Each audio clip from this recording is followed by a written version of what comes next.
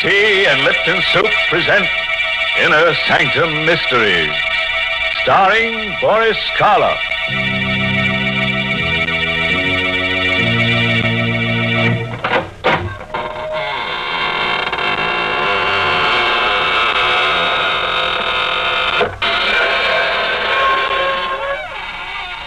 Good evening, friends of the Inner Sanctum. This is your host to welcome you through the squeaking door into the land of ghosts, vampires, and other gay, hilarious people. Friends, are you looking for an apartment? Well, we have just the place for you. It's sturdily built, completely of marble, with cold running water every time it rains. You don't have to worry about the landlord putting you out. The lease is forever. All you have to do to get this little love nest is call your undertaker and get yourself a little bit dead. Mr. Host, I assure you, no one is the least bit interested in your offer. But, Mary, just think. Once you're dead, you can appear on Inner Sanctum. You know, we always have a ghost in our stories, someone whose voice comes back from the grave and gives advice to our characters. Sometimes I think our theme song should be, My Mummy Done Told Me. Well, that's very funny. But you know, Mr. Host, talking about voices coming back, that's what happened to me the other day. I heard my own voice coming back to me on the radio while I was eating breakfast. No. Yes. I just heard the new Lipton jingle, and then I heard myself. Yes, there I was, talking about Inner Sanctum and about Lipton tea, too. You see, it was a record, an electrical transcription that I'd made, all about Lipton's brisk flavor, how Lipton's always tastes fresh and full-bodied, never wishy-washy. And you know what? There was a man on the record who talked almost like you, Mr. Host. An imposter. I'll kill him. Oh, it was just in fun. He made spooky remarks when I talked about Lipton tea. But I did get a chance to say that Lipton's is the largest selling brand of tea in the whole world. All right, Mary, you've had your chance. And now make room for the creepiest voice you ever heard. The curdling kid himself, the star of stage, screen, and radio, Boris Karloff. Tonight's story is called The Wailing Wall. It's an original radio play by Milton Lewis. And you'll hear Boris Karloff in the role of Gabriel Hornell. All set, friend? Then turn out the lights, curdle close to the fire, and listen. Night. And on the waterfront of downtown Manhattan, the fog creeps in like a crawling cloud. Tucked in between the towering skyscrapers, there's an old rundown mansion. An anachronism, a freak among the streamlined giants. It's the Hornell home.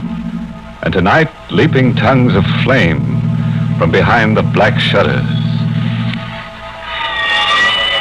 Yes, it's Johnny. Is there anybody in that old dump? It's an old guy lives here, owns it. Gabriel Hornell. I hope he had sense enough to get out. That place is like a tinderbox. And pretty well gone. Percy, get that horse. Hey, there is someone in there. Get the action, come on. I'm right behind you. What? Get out of the way. Hurry, will you? I knocked it up. All right, come on in. You see anyone in there? No, we can't stay. Hey, there he is. Oh, the crazy coot. He didn't even have sense enough to get out. Here, grab a short. Yeah. No, don't hold me. We're just taking you out. I don't want to go out. I ain't asking you what you want. Come on, Johnny. Before this joint collapses. Oh, take me out. I can't leave the house.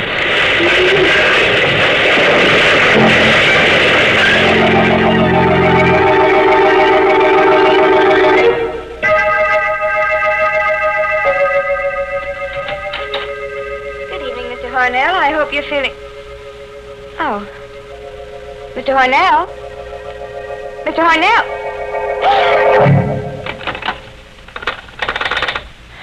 The head nurse. And hurry. Hello? Hello, this is Nurse Hopkins on the 18th floor.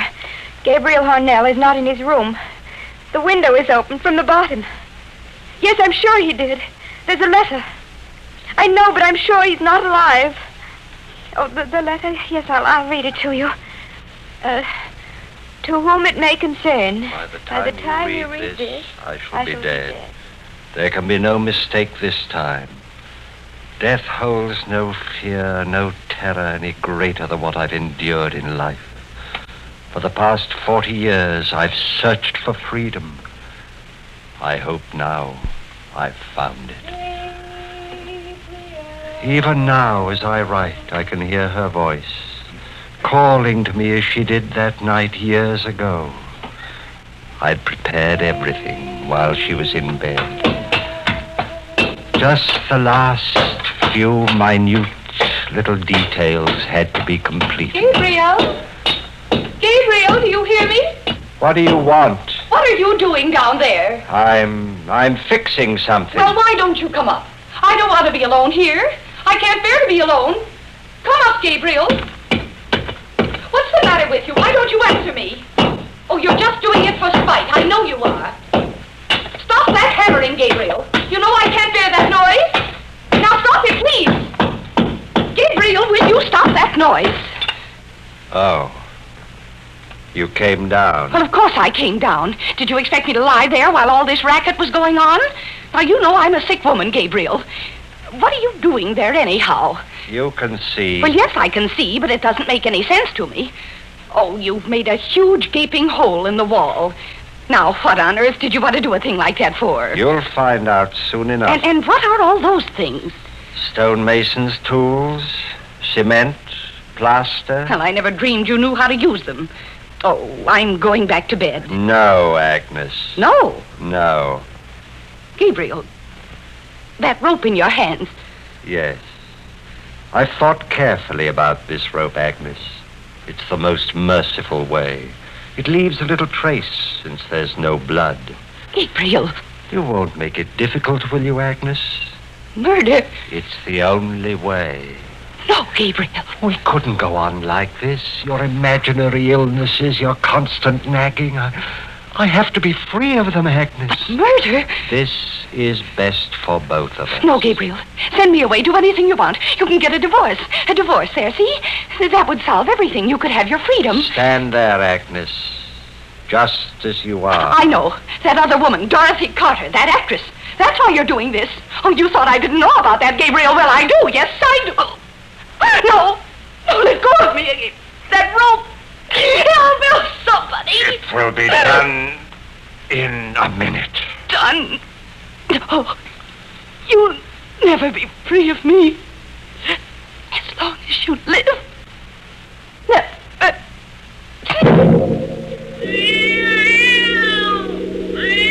The cat saw everything with its yellow eyes. The cat saw me take her body to the tomb I'd made in the wall. The cat saw me place her there and carefully seal it up. I worked quickly, skillfully, with infinite care. First the bricks, one on top of the other, then the plaster. Then the wallpaper to match the rest of the room. That wasn't very difficult. In a short time it was done. I was free. All I had to do now was to go to the police and report her missing. It was even simpler than I thought. I put on the coat. I was about to open the front door when I heard it for the first time. I thought it must be my imagination. I listened carefully. I rushed to the wall, put my ear to it. What I heard made icy perspiration ooze out of every pore of my body. The wail was coming from the wall. It was like the insane shriek of some creature of another world. Was she alive in there? She couldn't be. She was dead. I knew she was dead. And yet I heard her voice wailing. I could swear it was her voice. I couldn't go out as I'd planned. What if someone else should hear it? Would they go to the wall? Investigate? The doorbell. Oh, it couldn't be at this hour. It couldn't be, but it was. Who? Oh, I had to risk everything and answer it. I'm sorry to disturb you, Mr. Hornell. It was Patrolman Cleary. He was the officer on the beat. He was blue with cold. I was passing by and I saw the lights on. I peeked in the window. You looked in? Yes. Since you were still up, I thought I'd ring. It's pretty cold out tonight, and I'd like to warm these old bones for a minute. Oh, yes, of course, Cleary. Don't stand there in the door, man. Come in. Thank you. I see you got your coat on, Mr. O'Neill. Just got in? Only a few moments ago. As a matter of fact, I was going to see you. See me? Why, yes, it's about my wife. Hi, something wrong? I hope not. I was out all evening. When I got home, she was gone. That's not like her, Mr. O'Neill. No, it isn't. Was she alone all evening? Yes, at least I think she was.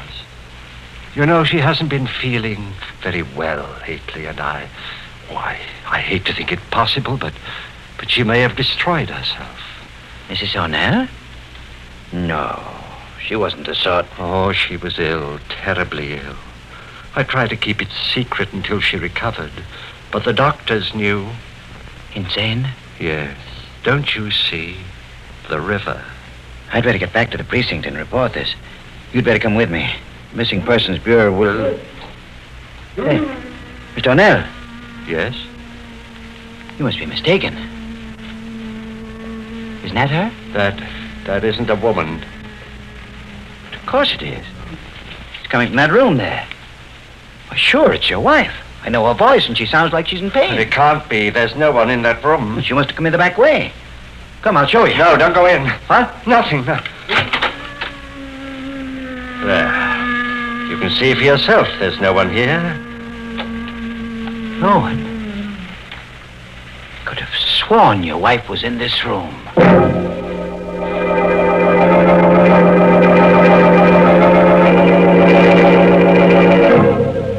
Well, how'd you like to live in a house with wailing walls? Well, one thing you have to admit, things aren't so very dead in the Hornell mansion. Or are they? Well, all I can say is I'm glad I don't have to live in that house with that awful wailing. Why, Mary, there's a wailing, whistling kind of noise in your house, too. The first time I heard it, I was so scared I shivered in my shroud. What? Oh, you're talking about my whistling tea kettle. Oh, goodness, there's nothing scary about that. Now, if you'd only try Lipton tea with its wonderful brisk flavor, that whistle would sound as cheery to you as birds whistling in the morning.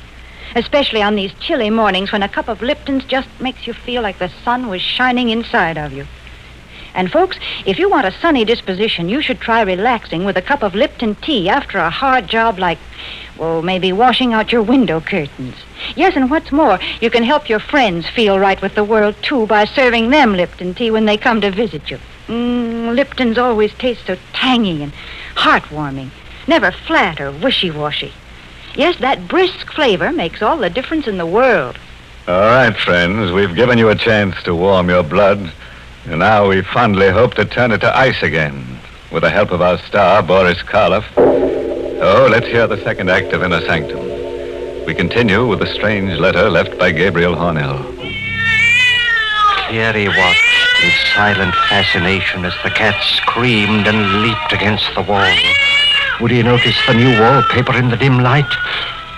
Suddenly, the policeman turned to me. Yes, I guess that noise is only the wind. Strange how like a wailing woman it can sound, isn't it? Yes. Well, it'll be leaving now. I guess it'll be all right for you to stay here. I'll make a report at headquarters about your wife. It's very good of you, Cleary. If she turns up, you let us know? Yes, I'll let you know. Good night, Mr. O'Neill. Good night. He left. I locked the door and came back to the room where my wife was entombed. Was she still alive inside the hollow of that wall? I listened all that night. The wailing rose to a high, insane shriek, and then towards morning began to grow weaker, as though she were losing strength, and it seemed to die.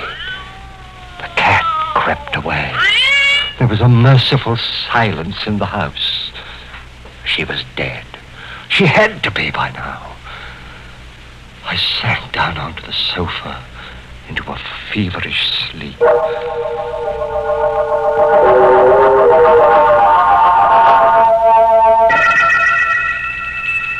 Somewhere a bell was tolling, calling the mourners to the grave.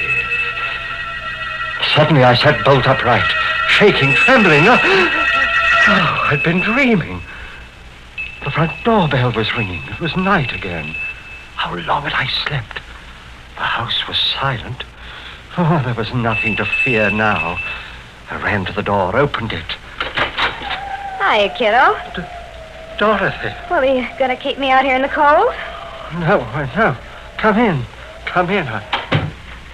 I haven't been feeling well, Dorothy. Is that why you forgot our date tonight? I must have overslept. What time is it? 10 o'clock. 10. I must have slept clear through the day. Well, aren't you glad to see me? Glad? Why, yes, it's a delightful surprise. Well, that's more like you. Come here, kiddo. You've got the blues, but Dorothy will wipe them away. Give us a kiss. What's that? Just the wind. Oh, no, it can't be the wind. This is a very old house, Dorothy. You sometimes hear strange noises. Well, I've never heard anything like that before. Sounds human. Was she still alive? Even after 24 hours? Suddenly I realized that the doorbell was ringing again. There was a large pair of wooden sliding panel doors between the room that we were in and the vestibule that led to the street. I wasn't going to take any more chances. There's someone at the door, Gabe. Yes. You wait here, Dorothy. What are you doing? Closing these doors. Why? I'd advise you not to ask too many questions. Evening, Mr. O'Neill. Officer Cleary, who are those men with you? Hey, got something to show you, Mr. O'Neill. You'd better brace yourself. It's not going to be pleasant. All right, bring it in, boys. You can put it over there. What? What is it? It's a body. A woman. Just fished out of the river right near here. She can't be dead more than 24 hours. My wife? That's hard to say. You see, the body got caught in the propeller of a boat. It's not easy to recognize it. Unless it was examined by someone who knew her very well. Like yourself, of course. Let me see it. Take away the burner. Look, Mr. O'Neill. I know. It's pretty bad. Is it your wife? Agnes? Yes. Yes, of course. It's her. You're sure now? Yes, I'm sure. Positive. All right, boys. Take it away. You can stay here, Mr. O'Neill. I'll take care of everything down at headquarters. Good night. Good night, Cleary. Luck, fate, whatever it is that seemed to control men's lives was playing directly into my hands. They'd never investigate now. The nightmare was over. This time I was really free. Suddenly, the panel door opened. Dorothy was standing there, a curious smile on her lips. I heard everything, kiddo. You did? So you were married. No longer, Dorothy. My wife died. Suicide. So I heard. Now everything will be quite all right and we can get married in a few weeks. We'll have money, lots of money. She left you plenty, eh? She was very wealthy. What's the matter? Nothing. Nothing. I see what happens to your face when you hear that wail. Did you kill her? What are you talking about? Did you murder her? You heard what he said. She was found in the river. You can fool a dumb copper, but you can't fool Dorothy. That wail. It's queer. Awfully queer. Look at what that cat's doing, will you? Jumping up on that wall like it's gone crazy. Yes, there's something about that wall. That's what the cat's trying to tell me. Something about the wall. You better stay away from there, Dorothy. I'm going to find out something. Yeah, put that bookend down. Not till I'm done with it, kiddo. What are you doing there? I'm going to break through that wall. You crazy fool, stop it. No! Here, give me that thing. You're too late, Gabe. I've broken a hole through, and I'm going to look. Now you've seen. Yes. Is it the hand? The hand of a woman.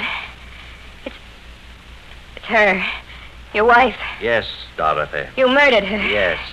Well, ain't you the kid? What are you going to do about it? What do you think? I want money. Lots of... That rope. Yes. This rope. It leaves no telltale traces. Oh, no, kid. Didn't you get it? It was all a joke. No, don't come any closer. Don't scream, Dorothy. It won't do you any good. Gabe, listen to me. I don't want a cent. Not one penny. I love you. I tell you. I'll keep your secret. I'll do anything you want. Anything. That rope. Take it away from my neck. Don't give it in the name of heaven. Don't break.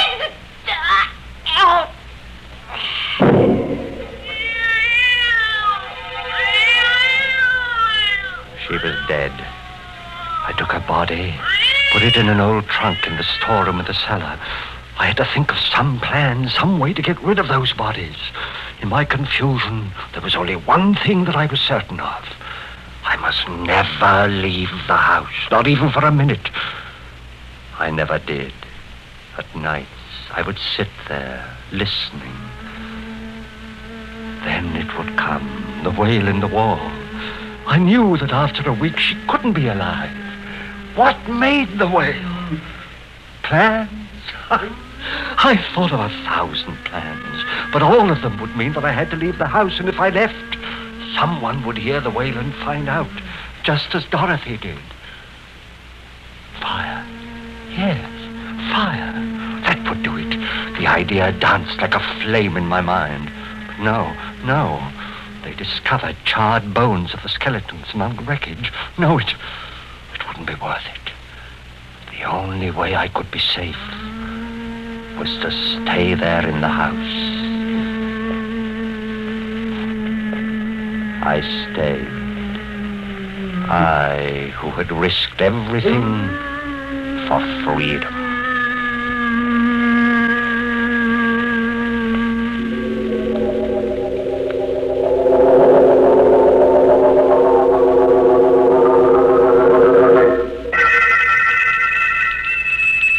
One day, the doorbell tinkled.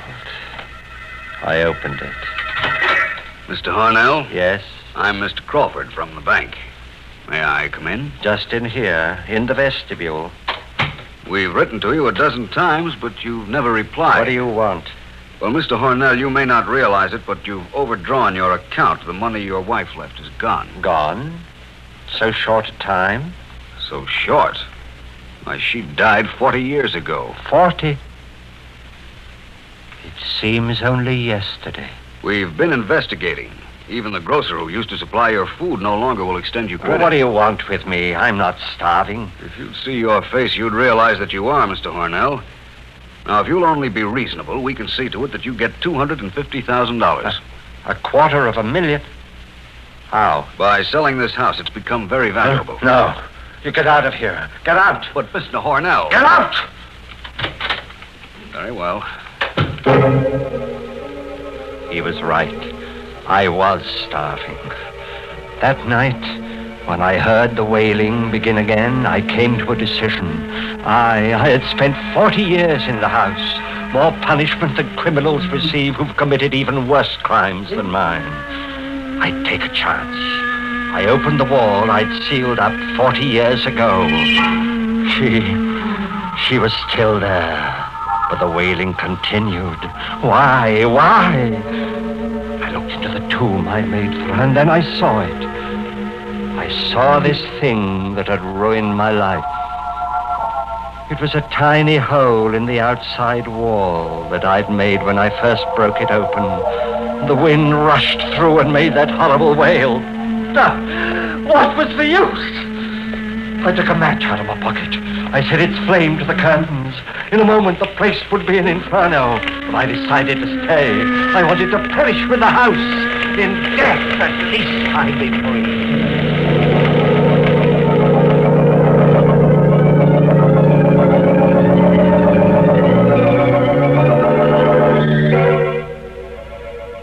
But even then, freedom was denied me.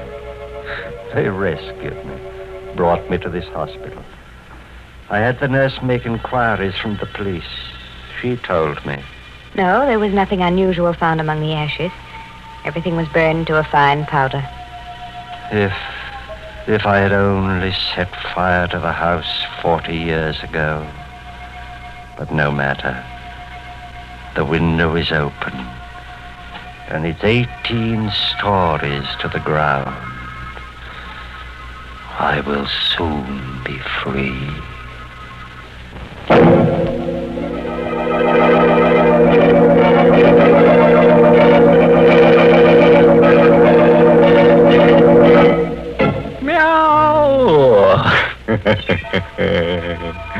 Everybody's dead but the cat. And we overlooked him because we couldn't find him. Of course, I'm sorry that wall made such an unpleasant noise, such a tuneless wailing. We tried to teach it to whistle the new Lipton tea jingle, but we didn't have time, eh, Mary? Now, you just stop teasing me, because I'm not going to talk about the Lipton jingle now. No, and I'm not going to talk about Lipton tea either. Instead, the Lipton people want me to remind you folks about something important. I mean the Victory Loan Drive. You know, friends, we've been buying bonds for many years now. But this drive is in some ways the most important. Because if a job is worth doing, then it's worth finishing. The bonds you buy now won't buy weapons. No, this time the money will help bring our boys home. It will also help take care of our wounded soldiers, provide them with the finest medical care in the world. And, friends, we can certainly do no less. And the victory bonds you buy now will help launch our veterans into a safe and secure post-war world, the kind of world they've been fighting for. Yes, you're helping others and yourself, too, every time you buy a victory bond. So buy all you can, won't you?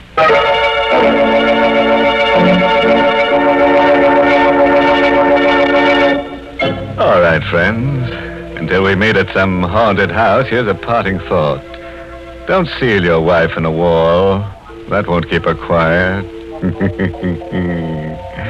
Oh, by the way, this month's Inner Sanctum mystery novel is Devil in the Bush by Matthew Head. Yes, and next week's Inner Sanctum story, directed by Hyman Brown and brought to you by Lipton Tea and Lipton Soup. Next week's story is about a man who gets hunches. His hunches are about death. He's sure he's going to be killed, but not by poison or fire or strangling. Nothing simple like that. No, our character has a nice, interesting death waiting for him.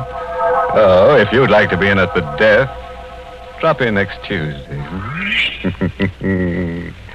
And now it's time to close the squeaking door, so good night. Pleasant dreams.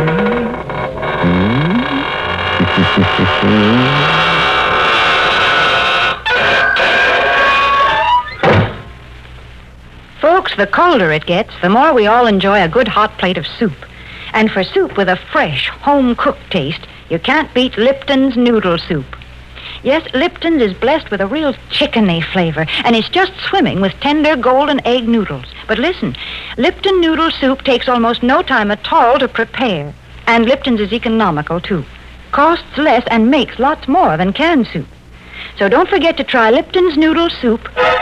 And don't forget to tune in next Tuesday night for another Inner Sanctum mystery.